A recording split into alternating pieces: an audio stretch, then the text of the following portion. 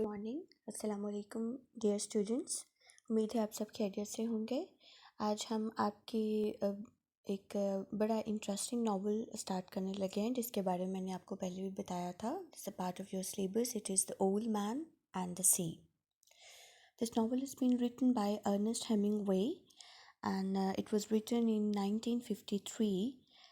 It became so famous among general masses that it won the Pulitzer Prize for Literature in 1953.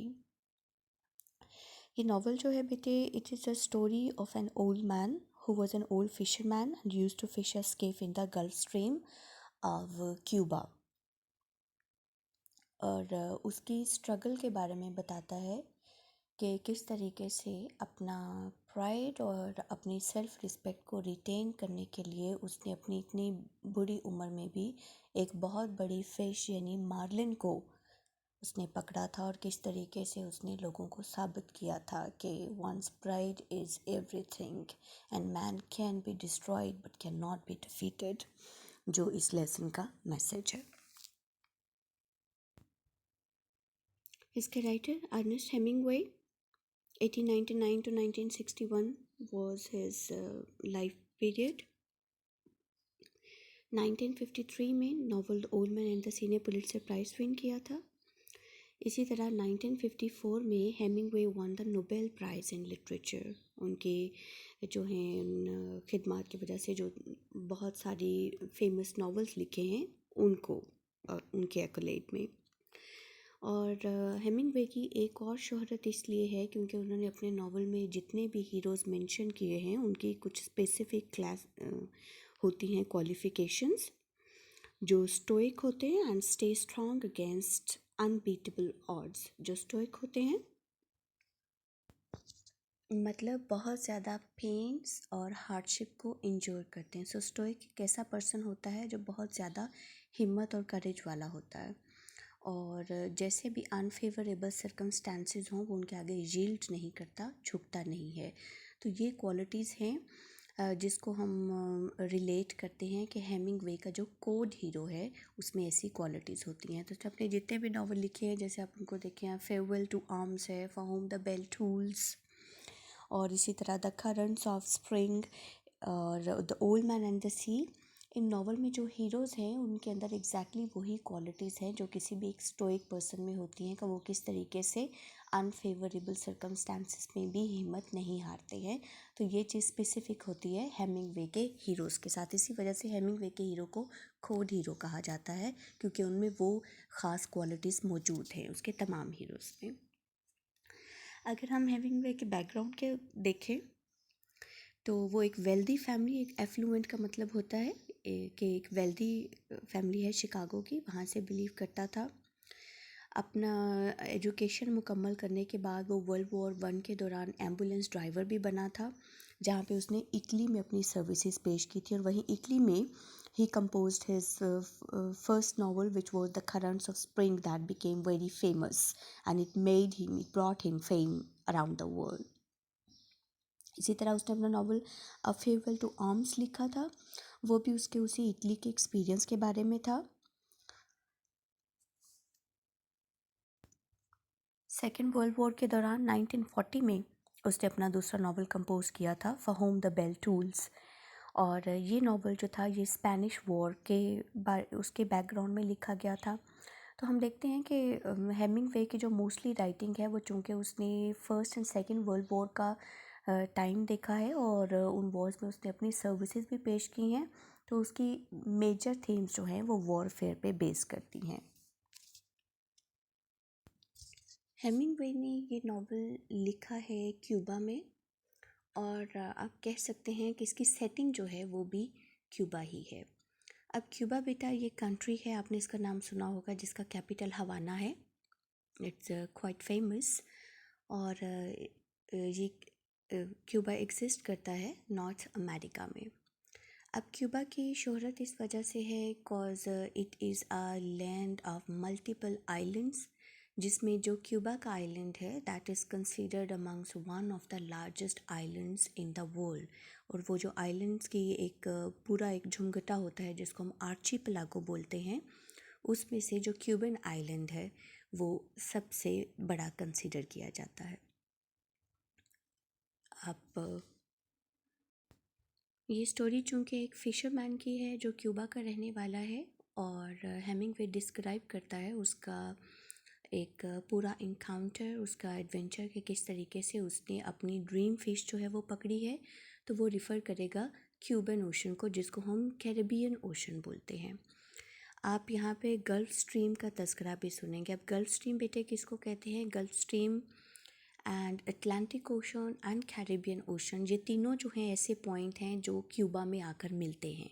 यानी ये तीन oceans जो हैं, Caribbean ocean and Atlantic ocean और gulf stream, Cuba की जगह पर आके मिलते हैं। अब गल्फ़ स्ट्रीम भी एक ऐसा पॉइंट है जहाँ पे ओशन जो होता है वो थोड़ा सा इनवर्ड जो है वो अंदर की तरफ आ जाता है इलाकों की तरफ, और उनको अपने घेरे में ले लेता है। ठीक है, तो यानी अटलांटिक और कैरिबियन का जो इम्तजाज है वो हम गल्फ़ स्ट्रीम की सूरत में देखते हैं।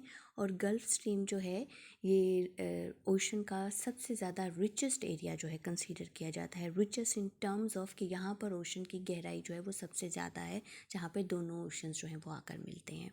ठीक है, और गल्फ़ स्ट्रीम ही वो वाली जगह है जो फ़िशरमैन ने चुनी थी कि मैं यहाँ पे जाके अपनी ड्रीम फ़िश को हंट करूँगा। सो अब क्यूबा के बारे में ये है कि हेमिंगवे ने क्यूबा को क्यों चुना है? Because he was inspired by this country. He spend almost a decade of his life living in Cuba. His first visit in Cuba was in 1912, and it is said that he had the manuscript and idea of writing the novel Old Man and the Sea since 16 years. So, for 16 years, he was cultivating this idea that he would write this novel, but somehow he ended up writing another, or some unforeseen circumstances stopped him to, you know, produce his manuscript. So, 16 साल तक ये idea अपने जहन में रखने के बाद finally उसने 1953 जो है उसमें अपना ये जो नावल है ये कंपोज किया था।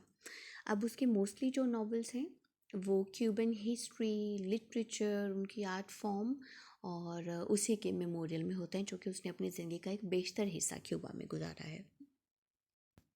और इसी तरह क्यूबन्स ने भी हेमिंगवे को थॉरली एक्नॉलेज किया है, क्योंकि अपना ये नावल लिख के वो जिस तरीके से क्यूबा में फ़ेम लेकर आया है, तो आज भी उन्होंने जो हेमिंगवे की वहाँ पे रेजिडेंस है और वो जो होटल है जिसमें हेमिंगवे ने स्टे किया था, एम्ब्रोज डुनोज उसका नाम है, तो वहाँ पे टूरिस्ट आते हैं और like they cash the name of Hemingway अपनी वहाँ पे टूरिज़्म करने के लिए, और जगह जगह उन्होंने जिस तरह से हेमिंगवे के लिए म्यूज़ियम और उसकी डमीज़ जो हैं वो इंस्टॉल कर रखी हैं, सिर्फ ये बताने के लिए कि हेमिंगवे किस तरीके से क्यूबा के लिए भी एक रिकग्निशन लेकर आया था वहाँ के बारे में नावल लिखकर।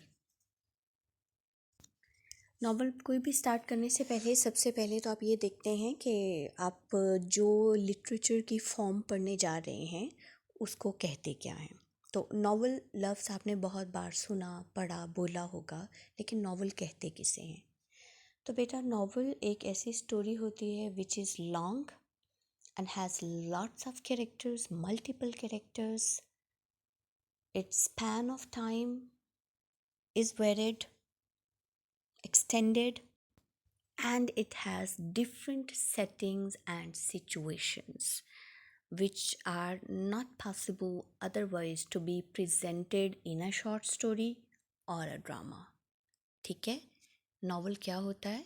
एक लंबी स्टोरी, एक एक्सटेंडेड स्टोरी होती है नावल, जिसमें बहुत सारे कैरेक्टर्स होते हैं, बहुत सारे सिचुएशंस और सेटिंग्स होती हैं, सेटिंग्स कि जहाँ जहाँ पे उन कैरेक्टर्स के साथ जो वाक़यात हो रहे हैं। और इसको नावल इसलिए कहा जाता है क्योंकि जितने ज़्यादा इसमें वाक़यात होते हैं, जितनी कहानियाँ होती हैं, जितनी बातें और एलेबोरेटिंग डायलॉग्स एंड नरेशन होती है राइटर की, वो उसको शॉर्ट स्टोरी की लिस्ट में से निकाल लेती है, क्योंकि फिर वो शॉर्ट स्टोरी नहीं रहती, वो एक लॉन्ग स्टोरी है। और वो प्ले भी क्यों नहीं बन पाता, ड्रामा क्यों नहीं बन पाता?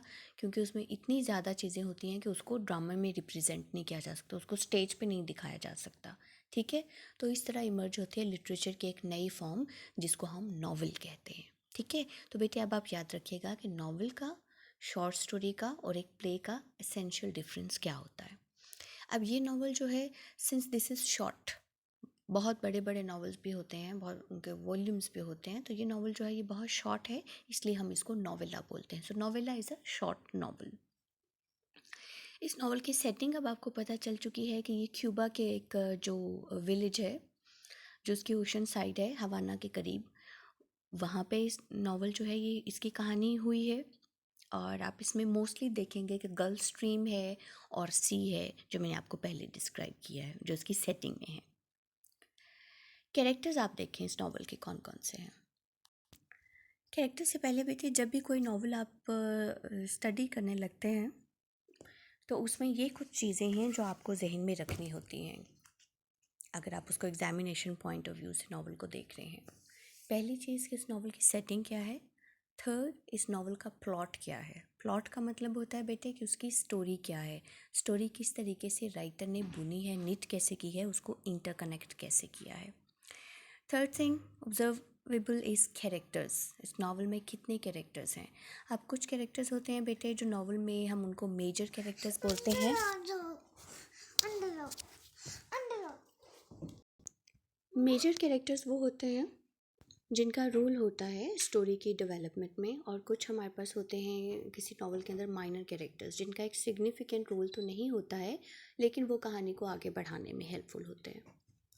दूसरी चीज़ जो आप नावल को पढ़ते हुए ऑब्जर्व करेंगे वो आप देखेंगे कि इस नावल की थीम क्या है। ज़रूरी नहीं है कि वो किसी एक ही थीम को लेके आगे चल रहा हो, उसमें मल्टीपल थीम्स होती हैं और वो आपका काम होता है कि आपने उनको एक्सप्लोर करना है कि इसका सेंट्रल पॉइंट्स क्या क्या हैं। एक और चीज़ जो आप इस नावल में देखेंगे वो है उसके सिंबल। सिंबल का मतलब होता है अलामत। कोई भी एक ऐसा आइडिया, कोई भी नावल में मौजूद चीज़, वाक़या या इंसिडेंट जो किसी बड़े आइडिया को रिप्रेजेंट कर रहा होता है, तो उन सिंबल्स को आपने एक्सप्लोर करना है कि इसमें कौन सी चीज़, कौन सी बात किस आइडिया की अलामत है। और इस नावल के बारे में कहा जाता है कि it is a symbolic novel. हम इसको भी डिस्कस करेंगे। दूसरा आपने देखना है कि इस नावल का पॉइंट ऑफ व्यू क्या है और उसकी टोन क्या है। अब पॉइंट ऑफ व्यू जो है वो हम किसको कहते हैं। पॉइंट ऑफ व्यू होता है बेटे, ये नावल जो है इसका पॉइंट ऑफ व्यू कभी तो एक ओमनिशन नरेटर की सूरत में है, यानी जब राइटर जो है वो as a third person describe करता है तमाम कैरेक्टर्स और इंसिडेंट्स को ऑब्जेक्टिवली अपनी ज़ात को अंदर से निकाल के एक कहानी सुनाने के अंदाज में। और समटाइम्स ये शिफ्ट हो जाता है कैरेक्टर्स की अपनी ज़ुबान में, जिसमें जो है कैरेक्टर्स आपस में बातें करते हैं। And it also gives thoughts and it also gives us a glimpse into thoughts and inner dreams of the characters as well, कि हमें कैरेक्टर जो हैं वो क्या सोच रहे हैं, वो क्या बातें कर रहे हैं, हमें उनके बारे में भी पता चलता है। और इसकी टोन की अगर हम बात करें तो नावल की जो प्रोग्रेशन है वो स्लो है। It is monotonous at the same time reflective. वो ऐसा है क्योंकि हम देखते हैं कि नावल का जो मेजर कैरेक्टर है कि बेसिकली स्टोरी जो है उसी ओल्ड मैन जिसका नेम सेंटियागो है उसके गिर्द घूमती है। तो वो through out the span of the novel वो अपने बारे में बताता जाता है। समटाइम्स वो सोच रहा है या कभी कभार वो कोई बात करता है, तो इसलिए उसका जो कॉन्टिन्यूस उसकी टोन है वो रिफ्लेक्टिव है, क्योंकि हमें राइटर जो है उसके इनर कैरेक्टर में एक ग्लिम्स दे रहा है उस कैरेक्टर के थॉट प्रोसेस के ज़रिए। उसके बाद हम बात करेंगे नावल की लैंग्वेज एंड स्टाइल में। अब ये चीज़ तो बहुत इंपॉर्टेंट है कि इस नावल की लैंग्वेज किस तरह की है। अब देखें बेटा, नावल जो है वो जिस तरह की सेटिंग में लिखा गया होता है उसके किरदारों को दिखाने के लिए, वहाँ के माहौल को ट्रूली उसकी रियल स्पिरिट में एग्जिबिट करने के लिए, जब तक वो किरदार उस ज़माने की और उस सेटिंग की बोली नहीं बोलेंगे तो वो नावल में ठीक तरीके से फिट नहीं हो पाएंगे।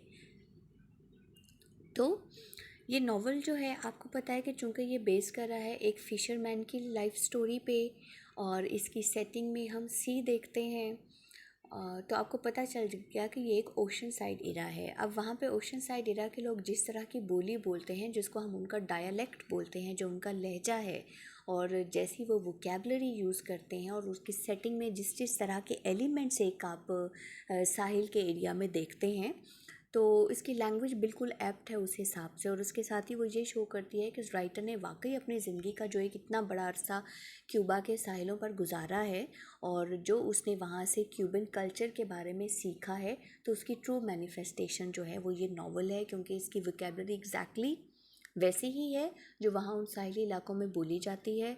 समंदर से रिलेटेड, ओशन से रिलेटेड जो बातें हैं, जो वोकेबलरी और डिक्शन है, वो ये इस नावल में यूज़ की गई है। तो आप बहुत सारे नए वर्ड्स भी इससे सीखेंगे, plenty of new words related to ocean and sea life and मैरीन्स।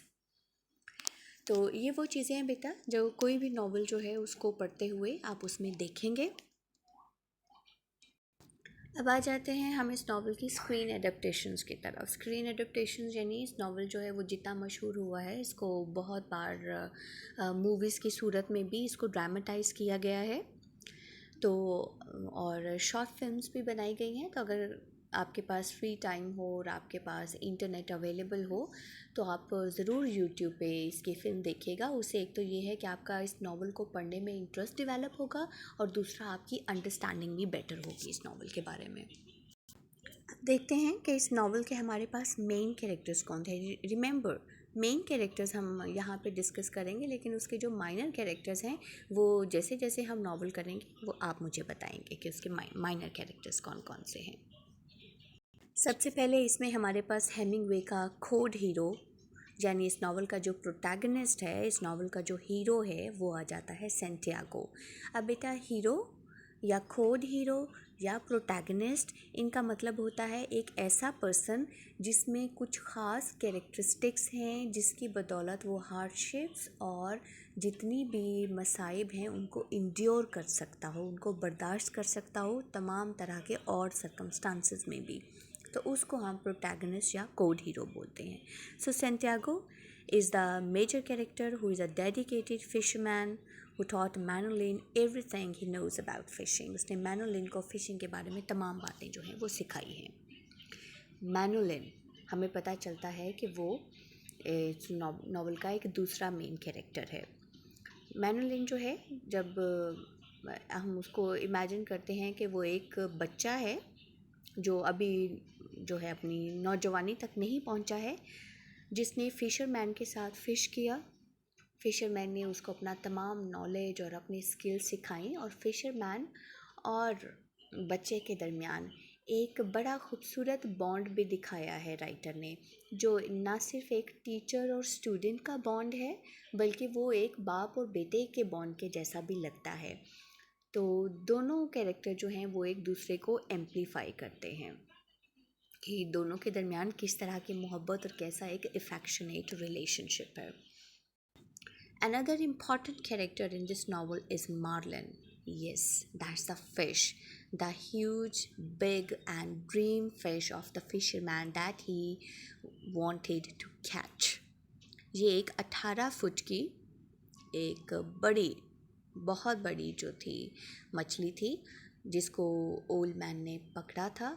अब वो ऐसी फ़िश को क्यों पकड़ना चाहता था, उसने किस तरीके से पकड़ी, उसको क्या क्या दुश्वारियाँ आईं, और क्या वो इस काम में सक्सेसफुल हुआ या नहीं, तो ये चीज़ें जो हैं इसको हम देखेंगे नावल की रीडिंग के दौरान। अगला कैरेक्टर आपके नावल में है शार्क्स। अब definitely it's about sea life, तो जहाँ पे अगर आप मार्लिन का तज़किरा कर रहे हैं तो वहाँ आप शार्क्स को कैसे भूल सकते हैं। तो the scavenger sharks that destroy the marlin, हम यहाँ पे उन शार्क्स को देखेंगे जिन्होंने मार्लिन पे अटैक किया, जिन्होंने ओल्ड मैन पे अटैक किया, और ओल्ड मैन क्या उनको टैकल कर पाया या नहीं, अगर कर पाया तो किस तरह, और अगर नहीं कर पाया उनको टैकल तो उसके साथ क्या हुआ, ये भी आप नावल में देखेंगे।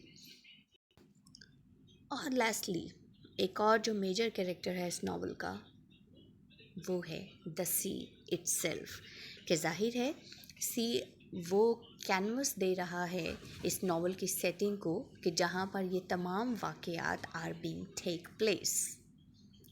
तो फिर जाहिर है कि नावल इसमें सी जो है वो भी एक मेजर कैरेक्टर कंसीडर होगा। तो हम देखेंगे कि सी के इस नावल में क्या क्या फ़ीचर्स हैं, क्या क्या कैरेक्टरिस्टिक्स हैं जो राइटर ने उसको दी हैं, और वो अपना रोल कैसे प्ले कर रहा है इस नावल की स्टोरी को प्रोग्रेस करने में। अब अगली चीज़ है, आपके इंटरेस्ट की ये है कि अक्सर हेमिंगवे से पूछा गया था कि ये जो नावल है ये आपने इसके इंस्पिरेशन कहाँ से ली है। तो बाज़ रिसोर्सेज है, as some resources you know comment and depict कि हेमिंगवे ने अपनी इंस्पिरेशन ली है ग्रिगोरियो फुएंटेस उससे। अब ग्रिगोरियो फुएंटेस जो है ये हेमिंगवे का कंपेनियन रहा है। एंड जब हेमिंगवे फ़िशिंग करने जाता होता था क्यूबा के साहिलों पर, तो फुएंटेस उसके साथ होता था, एक नीली आँखों वाला आदमी। और वो इसका फ़ीचर जो है, इसका फ़िज़िकल फ़ीचर्स जो हैं वो वैसे ही हैं जैसे हम सेंटियागो के देखते हैं, जो कि हमें हेमिंगवे ने बताए हैं कि वो दिखने में जितना थीन है और जितना वो बूढ़ा है। और ग्रिगोरियो फुएंटेस जो है ये भी चूँकि एक फ़िशरमैन है और इसने फ़िशिंग में हेमिंगवे के साथ रहा है, बड़ा अरसा उसके साथ गुजारा है, तो इसलिए हमें लगता है कि शायद ग्रिगोरियो फुएंटेस जो है वही सेंटियागो है। यानी इसमें वो क्वालिटीज़ हैं, इसके कैरेक्टर को स्टडी करके हेमिंगवे ने अपना ये नावल लिखा है। लेकिन अगरचे हेमिंगवे ने इस बात की तस्दीक नहीं की है, लेकिन बहरहाल हम एक आइडिया देते हैं।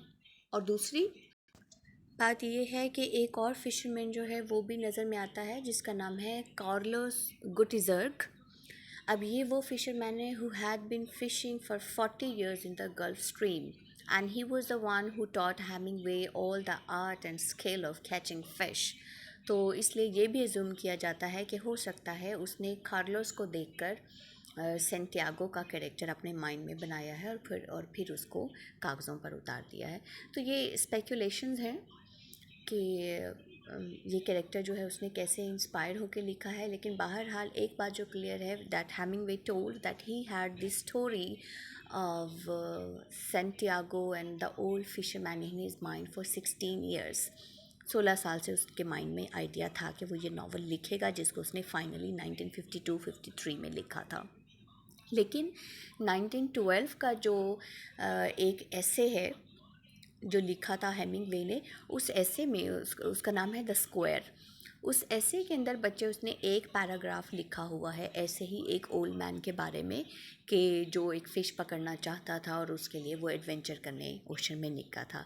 तो 1912 से उस आइडिया को लेके फाइनली जो उसने अपना जो है नावल कंपोज़ किया वो हमारे सामने आता है। इसका मतलब कि ये उसका एक बड़ा ही पसंदीदा टॉपिक था, जिसको वो बहुत सालों से फूड ऑफ थॉट देकर नर्चर करता आ रहा था, जिसको फाइनली उसने कंपोज किया। और एक और इंटरेस्टिंग बात ये है कि the old man and the Sea लिखने से पहले पिछले 10 साल तक हेमिंगवे ने कोई ख़ास लिटरेरी काम सर अंजाम नहीं दिया था, कोई ऐसा नावल नहीं लिखा था जो उसके लिए फ़ेम लेकर आए।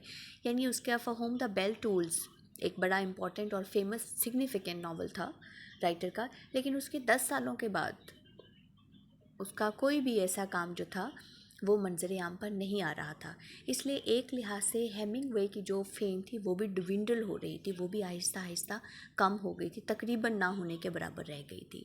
लेकिन ये नावल लिखने के बाद जिस तरीके से एकदम से वो राइटर बूम पर आया और उसने पुलित्ज़र प्राइज़ विन किया, तो समटाइम्स कहा जाता है कि ये जो नावल है इसमें सेंटियागो जो है वो असल में हेमिंगवे ही है, कि हेमिंगवे अपने आप को प्रेजेंट कर रहा है कि सेंटियागो भी जिस तरीके से इतने सारे दिन बगैर फ़िश के रहा था और उसके गांव के लोगों ने उसको अनलकी कंसीडर करना शुरू कर दिया था, तो इसी तरह हेमिंगवे भी जो था वो भी उसी फिशरमैन की तरह कि अपना इतना बूम देखने के बाद फिर जिस तरीके से वो एकदम गुमनाम हो गया क्योंकि उसका कोई बड़ा कारनामा मंजर आम पर नहीं आ रहा, तो अदब की दुनिया में उसको भी अनलकी कंसीडर किया जा रहा था कि वो अपना कोई शाहकार नहीं लिख पा रहा। तो जिस तरह सेंटियागो ने सोचा कि वो अपना ये बदनामी का दाग अपने माथे से हटाएगा, इसी तरह हेमिंगवे ने भी 10 साल के बाद जो है ये ठान ली कि वो उसको हटाएगा। और जिस तरह सेंटियागो ने अपने आप को प्रूव कर दिया कि इतने तमाम जो है अपने बुढ़ापे के और अपने थीननेस के बावजूद और अकेला होने के बावजूद वो एक फ़िश पकड़ सकता है, तो ऐसे ही हेमिंगवे ने भी इतने साल गुजर जाने के बावजूद और बुढ़ापा आ जाने के बावजूद उसने दुनिया को बता दिया कि अभी भी उसमें वर्थ है कि वो एक लिटरेचर का एक मास्टरपीस क्रिएट कर सकता है। तो समटाइम्स ये भी कहा जाता है कि Santiago is actually a depiction of the writer himself. तो बेटा ये कुछ इम्पॉर्टेंट और इंटरेस्टिंग बातें थी जो इस नावल के बारे में थी, जो आपको उसका बैकग्राउंड नॉलेज जो है वो होना ज़रूरी है। अब मैंने जो इस नावल की स्टोरी है वो आपको मैंने बताई नहीं है, क्योंकि मैं आपका सरप्राइज़ नहीं ख़राब करना चाह रही हूँ। मे बी आपको इसकी समरी मालूम हो, लेकिन जब हम इस नावल की रीडिंग करना स्टार्ट करेंगे तो आपको बहुत सारी नई बातों का पता चलेगा। आप नई नई सेटिंग्स देखेंगे, एटमॉस्फेयर उसका नावल का बिल्डअप होता देखेंगे, कहानी के कैरेक्टर्स को अपने सामने चलता फिरता भागता दौड़ता सोचता आप उन्हें देखेंगे और महसूस करेंगे, और आपको ऐसा लगेगा कि जैसे आपकी आंखों के सामने एक कहानी चल रही है। तो उम्मीद है आप इस नावल को बहुत इन्जॉय करेंगे, and this is my personal favourite, क्योंकि आपके डेस्परेट मूवमेंट्स में जब भी आपकी स्पिरिट लो होती है तो तब सेंटियागो की स्टोरी एक ऐसी स्टोरी है जो आपकी स्पिरिट को एलिवेट करती है, जो आपको एक नया जोश और वलवला देती है, और आपको एक नया जो है फूड टू एक्शन देती है कि वक्त जैसा भी हो but you can change it. तो इंशाल्लाह कल से हम नावल का टेक्स्ट स्टार्ट करेंगे। Take very good care of your self. See you tomorrow.